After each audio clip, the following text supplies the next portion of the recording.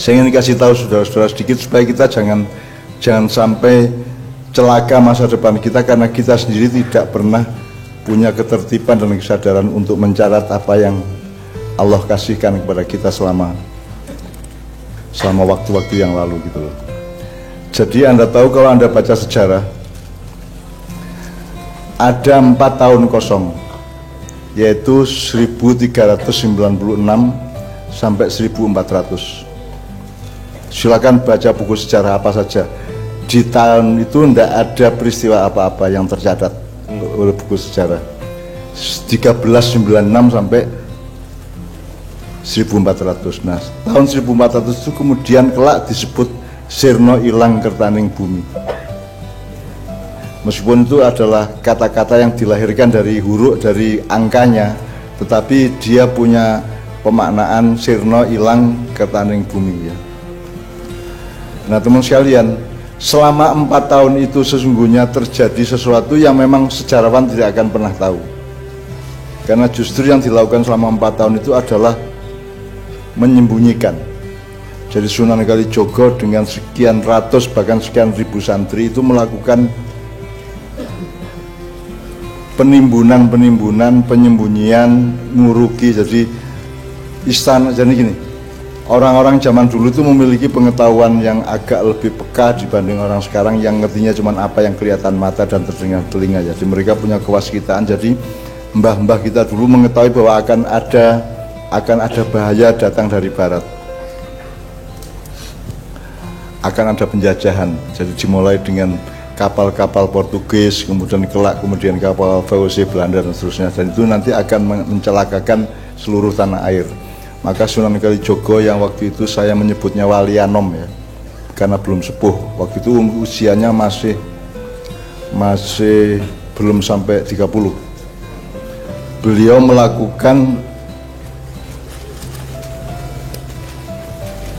apa jenenge ya, diuruki. Jadi sejumlah bangunan yang tertentu diuruk, ditimbun dengan tanah.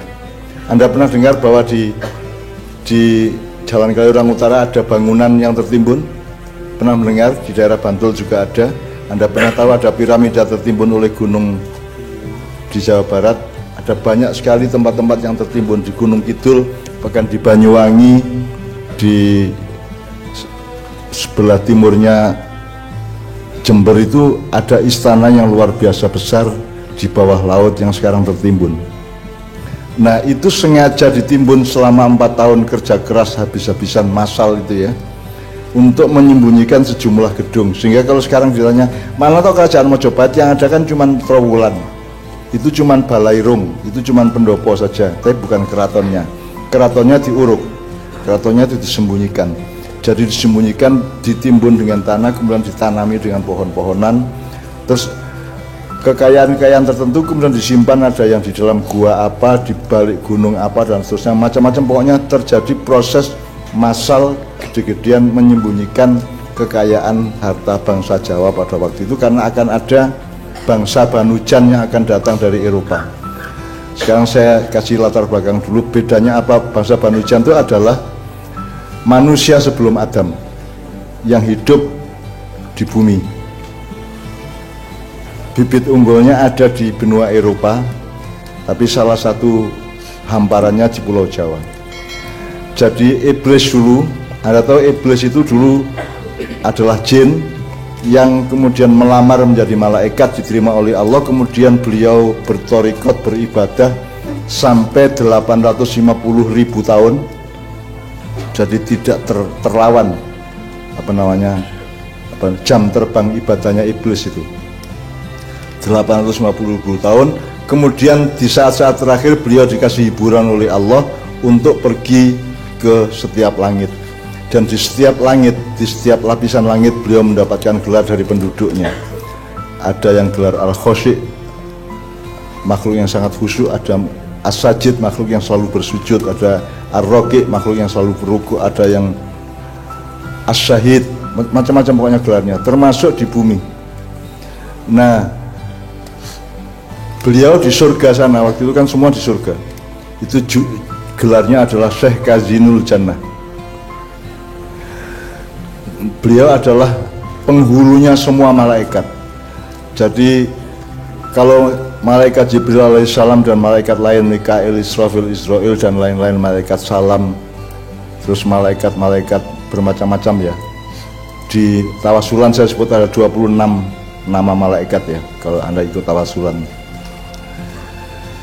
Itu semua kalau mau sowan kepada Allah, mau matur apa-apa kepada Allah, itu minta tolong kepada si iblis ini, kepada Kazzinul Jannah ini. Jadi beliau adalah pemukanya para malaikat. Gitu. Jadi beliau orang yang paling alim, paling sajid, paling bersujud yang luar biasa dengan jumlah yang saya sebut tadi 850.000 tahun ukuran bumi ya. Coba kalau ukuran tata surya yang lain beda, ukuran Jupiter beda, ukuran kalau dihitung dari putaran misalnya planet Mars atau Venus ke matahari, maka 1 tahunnya ada yang lebih panjang, ada yang lebih pendek gitu. Ini ukuran bumi 850.000 tahun ukuran bumi terhadap matahari. Sampai pada suatu hari Allah menciptakan Adam. Kemudian si Kazzinul Jannah menolak untuk bersujud. Yang tadi saya baca ya. Wa idh qala lil malaikati isjudu li Adama fasajadu illa iblis aba wastakbara. Ya. Nah, teman sekalian, selama Kazzinul Jannah, Syekh Kazzinul Jannah ini berurutan tamasya ke lapisan-lapisan langit, kemudian terakhir di bumi, beliau di sini sekitar 1.500 tahun. Jadi saya bertetangga dulu sama dia. Dan beliau ketemunya sama makhluk yang namanya Banujan. Jadi taunya iblis di luar jin dan malaikat itu hanya ada Banujan. Taunya si Kazzinul Jannah ini.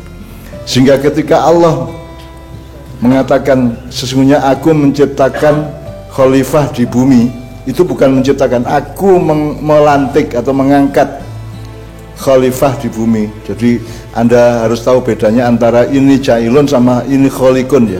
Kalau kholako atau Allah sebagai kholik itu Allah menciptakan dari tidak ada menjadi ada. Tapi kalau jail itu dari ada menjadi ada yang baru. Misalnya dari apa ya, dari kalau manusia dari beras menjadi nasi gitu ya. Kalau Allah menciptakan melantik, jadi manusia itu oleh Allah dilantik, dikasih amanat, dikasih tugas, dikasih sertifikat untuk menjadi khalifah di bumi. Nah, ketika Allah berfirman, bersabda bahwa beliau akan mengangkat Adam untuk menjadi khalifah di bumi, iblis ini salah paham. Kazzinul Jannah ini salah paham, dipikir itu adalah Banujan, karena dia tidak kenal Adam. Padahal Adam itu adalah manusia baru yang diciptakan Allah dari Banujan, tapi dikasih 2 hal. 1 akal budi, 2 hati nurani. Ya. Akal budi ini nanti harus ada penjelasannya. Banujan punya akal, tapi akalnya tidak berbudi. Ya. Nah, Sunan Kalijogo tadi tahu bahwa nanti akan ada pasukan Banujan dari barat yang akan menyerbu tanah air, yang akan mengajarkan kecurangan, kepengecutan, kerakusan dan seterusnya. Gitu. Jadi kenapa Syekh Kazzinul Jannah menolak pelantikan Adam itu? Karena dia pikir yang dilantik adalah Banujan. Kalau Banujan itu memang barbar, apa namanya, bengis, kejam, makan sesama mereka, tega hati dan seterusnya, rakus, pokoknya kata Allah merusak bumi dan menumpahkan darah. Yusiduna fil ard wa yusfikuna dima, gitu ya. Nah, itu yang dikenal oleh, sehingga yang ditolak oleh Kazzinul Jannah sesungguhnya bukan Adam tapi Banujan. Cuman beliau tidak tahu bahwa Allah sudah bikin hibrida baru ini. Jadi Adam itu manusia hybrid, manusia baru yang Banujan yang sudah dikasih akal sehat dan akal budi dan hati nurani. Nah, itu si Kazzinul Jannah tidak tahu, maka dia menolak. Sebenarnya yang ditolak itu adalah Banujan. Anda tidak usah tanya dari mana saya tahu itu semua, tidak usah tanya. Anda langsung temui aja iblis. Tanya langsung kepada yang bersangkutan supaya otentik opsit ibitmu itu ya, kepustakaanmu, supaya langsung, tidak usah lewat saya tidak usah dipercaya, tapi gue tak kandani sebagai anakku, sebagai putuku gitu ya. Oke. Nah jadi dari situ bibit unggul Banu Jan itu ada di daerah Eropa serta di Asia Utara. Jadi mereka dahsyat. Kenapa saya bilang tadi pasukan-pasukan Banu Jan dari barat itu mengajarkan keragusan, kepengejutan? Karena mereka yang mengajarkan berkelahi tidak berhadapan-hadapan. Kita selama ini orang Jawa di zaman itu kalau berkelahi ya depan, teman-teman langsung adu raya, adu arep gitu, beradu badan. Mereka yang mengajari dengan kapal datang, mereka bawa meriam, bawa panah, bawa bedil gitu. Jadi mereka bisa membunuh orang dari jauh. Hanya orang pengecut yang membunuh orang dari jauh, betul enggak? Iya. Betul enggak? Betul. Nek Jan wani ayo depan adu arep. Beradu muka, beradu wajah, beradu badan, kan begitu. Itulah watak kita aslinya. Tapi kemudian datanglah pasukan bibit unggul Banu Jan ini ke tanah air, bawa kapal dan seterusnya. Mereka bawa meriam sehingga kapal-kapal Majapahit, kemudian kapal-kapal Demak dan Mataram itu menjadi kerepotan dan mulai ragu-ragu sebagai kesatria. Kita semua dulu kesatria. Satria itu artinya kita jantan, kita sportif. Kalau pukul-pukulan ayo depan, adu arep ojo medsos-medsosan, gitu kan. Sekarang kan Banu Jan ini, bibit unggul Banu Jan itu yang mengajari kita bikin medsos itu. Tadi kamu memaki-maki temanmu dari jauh toh, ya, memfitnah orang dari jauh dan seterusnya. Itu ini adalah aplikasi Banu Jan di abad modern, gitu ya. Banu Jan ini tidak dikenal di dalam wacana-wacana di luar kita ya. Ora apa-apa wis.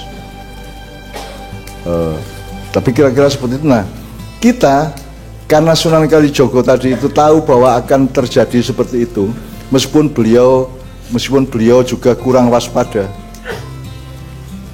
Jadi kalau Adam itu ahsanu, inna khalaqna apa? Ayatnya apa?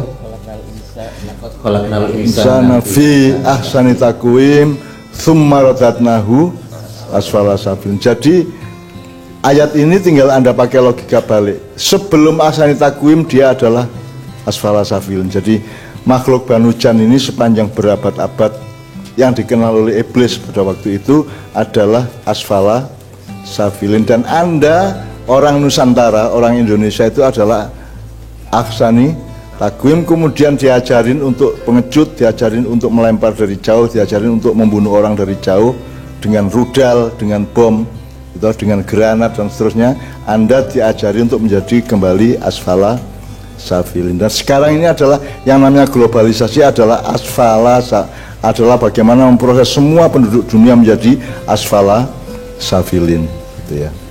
Menjadi serendah-rendahnya makhluk, tidak tahu malu, tidak tahu diri di hadapan Allah. Tadi saya ngobrol banyak sama Mas Dik, kan jelas kamu itu bikinan Allah, gitu kan, made in Allah subhanahu wa ta'ala toh, gitu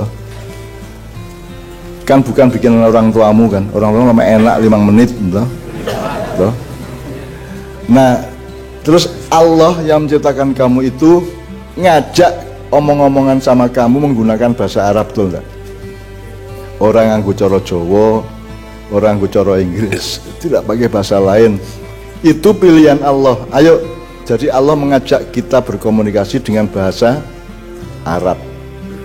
Jadi sesungguhnya bahasa primernya umat manusia di seluruh muka bumi seharusnya adalah bahasa Arab kalau mereka bertuhan, kalau mereka memang bergaul sama Tuhan. Tapi ternyata mereka semua rata-rata ingkar kepada Tuhan sehingga mereka meremehkan bahasa Arab. Bahkan kalau Anda ke Arab Saudi pun persyaratan untuk kerja di sana adalah pinter bahasa Inggris, bukan bahasa Arab, gitu.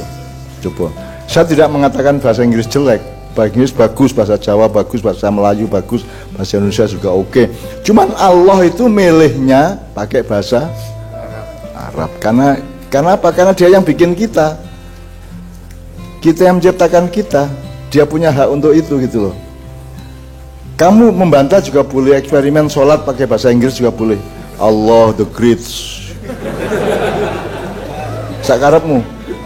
Dulu saya punya teman Mas Danarto almarhum tuh kan ngenyang sama Allah Gusti Allah mbok kula niki wong tiyang Jawi mboten saged cara Arab mbok kula diparengke sembahyang ngangge basa Jawi kemawon. Itu kan terus malaikat pura-pura njawab sakarepmu kono gitu. Terus dia nyolat Gusti Kang Maha Agung. Semesem dhewe kaya wayang. Kaya dalang iki. Setelah dia coba berkali-kali bahasa Jawa, akhirnya dia batalkan. Ya sudah, memang sudahlah, kita bercinta sama Allah. Allah maunya bahasa Arab. Wong dia yang menciptakan kita, dia yang menawari bahasa Arab. Ya sudah, kita dan yang menciptakan sholat itu geraknya, teksnya, segala macamnya itu Allah, bukan Nabi Muhammad. Jangan lupa. Jadi kalau Anda sholat itu mbok ingat bahwa Anda sedang menjalankan skenario-nya Allah. Enak loh, Anda menjalankan karyanya Allah. Sama dengan Doni menyanyikan lagu apa kan dia ingat ini karya, ini Maroon 5, ini Sinead O'Connor gitu misalnya gitu ya. Jadi kalau Anda Allahu Akbar itu Anda ingat bahwa Anda itu sedang menikmati karyanya Allah, betul enggak? Ngono kudune.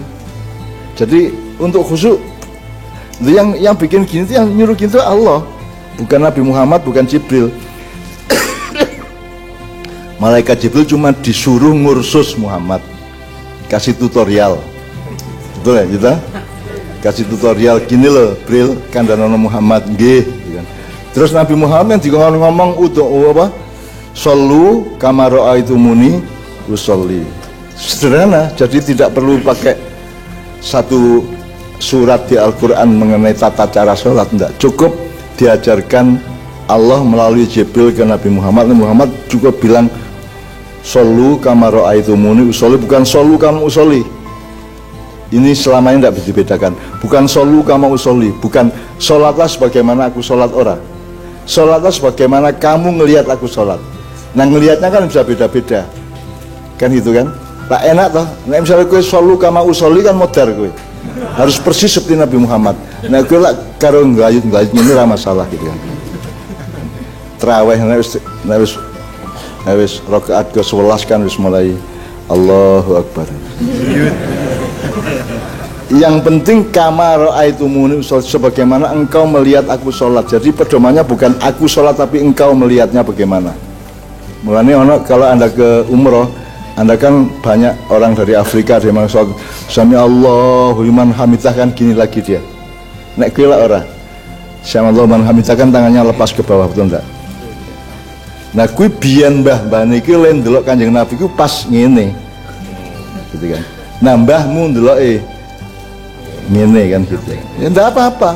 Kedua-duanya boleh karena rumusnya adalah kama ra'aitumuni, sebagaimana engkau melihat aku. Bukan sebagaimana aku sholat, tapi sebagaimana engkau melihat aku sholat.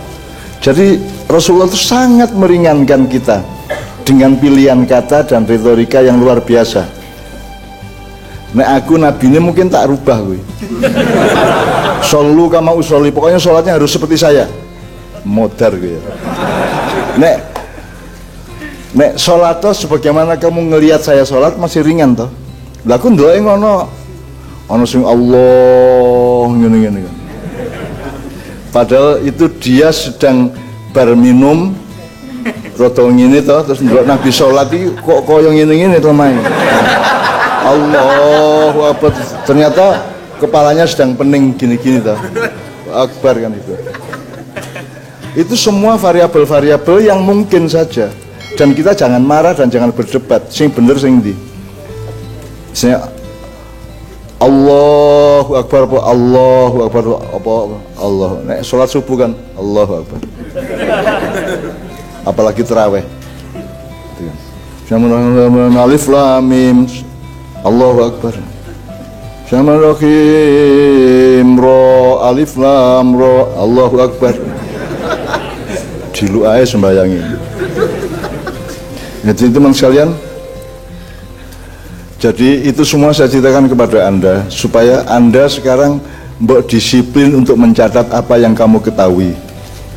Ya, mbok disiplin, mbok Anda mencatat apa yang Anda syukuri.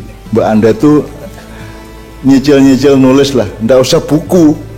1 kalimat, 2 kalimat apa yang Anda nikmati gitu loh.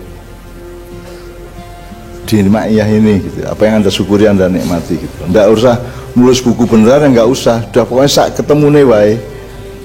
Terus dihimpun oleh Mas Helmi, nanti akhir tahun ini mudah-mudahan ada terbitan buku yang dari jamaah. Gitu loh. Jadi otentik dari jamaah gitu. Anda misalnya 1 kalimat, aku iki golek bojo setengah mati begitu mlebu Ma'iyah telung sasi entuk gitu. Ora apa-apa kuwi, dimuat enggak apa-apa. Ora sinau bareng malah lulus. Saya kuliah di UGM tapi universitas saya yang sebenarnya adalah Ma'iyah misalnya. Boleh juga, sakarep-karepmu lah. Pokoknya tolong supaya Anda itu, karena Allah nanti nagih. Ya ayyuhalladzina amanu taqullaha faltanzur nafsun ma qaddamat lighad wattaqullaha innallaha khabirum bima ta'malun.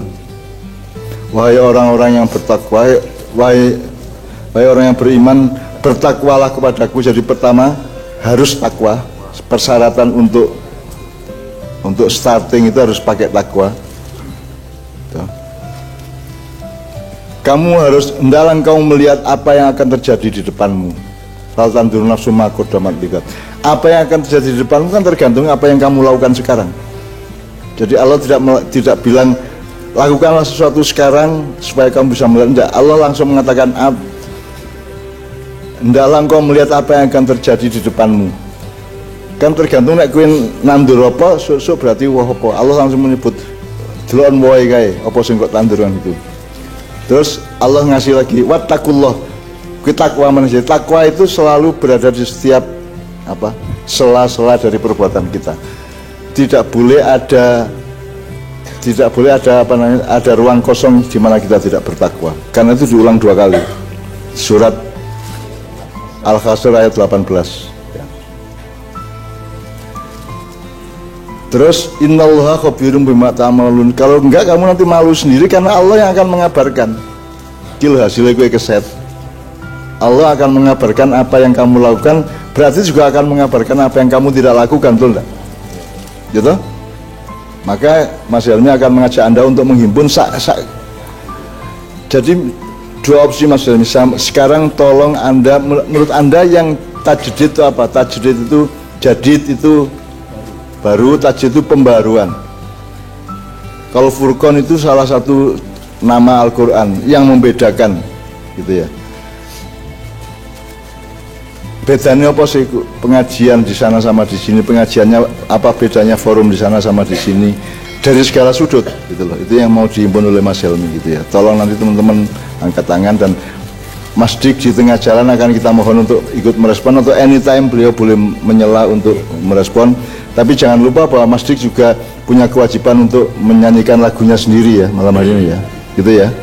Demikian Kanjeng mudah-mudahan siap atau paling tidak meminjamkan alatnya ya. Gue rasa melu nyanyi le. Enggak. Jo hakikat lagu menjadi berubah. Mergo gue sing nyanyi. Bukannya soal nyanyi aja, tapi hakikat lagunya menjadi berubah. Coba medeni gue lah. Lagu itu menghibur, kok rubah hakikatnya menjadi menyiksa kan tahu. Oke, teman-teman gitu ya kira-kira. Jadi itu hal. Nah, yang dilakukan Sunan Kalijogo itu kemudian membuat banyak sekali. Jadi satu, bangunan-bangunan ditimbun. Nomor 2, kekayaan emas, permata segala macam itu disimpan dalam gua-gua di Ungaran, di Nusa Barong, sampai ke Jambi, sampai ke Sulawesi dan Kalimantan Selatan dan seterusnya ya.